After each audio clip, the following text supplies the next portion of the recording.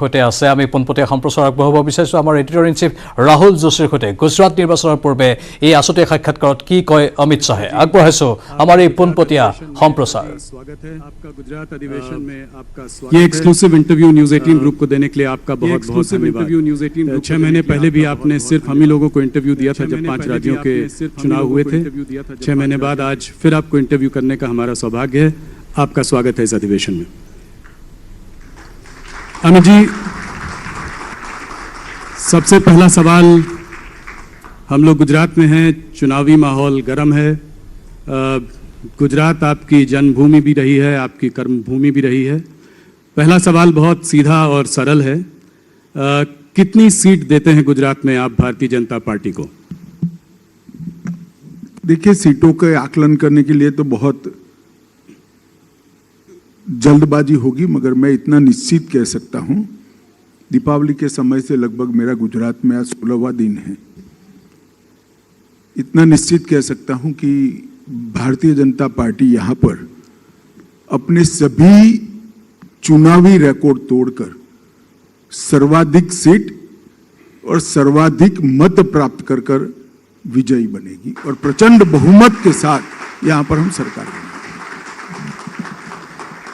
क्या आप माधव सिंह सोलंकी का 1985 का रिकॉर्ड, जो कि 149 सीटों का था, उसको ब्रेक कर पाएंगे? माफ करना आप मुझे, हम रिकॉर्ड तोड़ने की राजनीति नहीं करते हैं, ना हमारी किसी से स्पर्धा है। हमारा चुनाव का लक्ष्य है हरेक मतदाता का संपर्क हो और जो भारतीय जनता पार्टी को वोट देने वाला मतदाता है, वो हमारे कार्यकर्ता की जिम्मेदारी है कि वो हर एक मतदाता का मतदान हो। हम चुनाव के जरिए हमारी पार्टी की आइडियोलॉजी को, हमारे संगठन को एक्सपांड करना चाहते हैं और यहाँ मजबूत सरकार देकर एक सुरक्षित, सुविकसित, संस्कृत और शिक्षित गुजरात बनाना चाहते हैं, जो हम सालों से कर रहे हैं। अमित जी, इस बार इस चुनाव में अहम और मेन मुद्दा क्या है? क्या फिर से एक बार मोदी जी पर भरोसा, मोदी जी के लिए प्यार, या फिर भूपेंद्र जी का प्रदर्शन भी इस बार एक बड़ा मुद्दा रहेगा? आप दोनों को अलग नहीं कर सकते हो।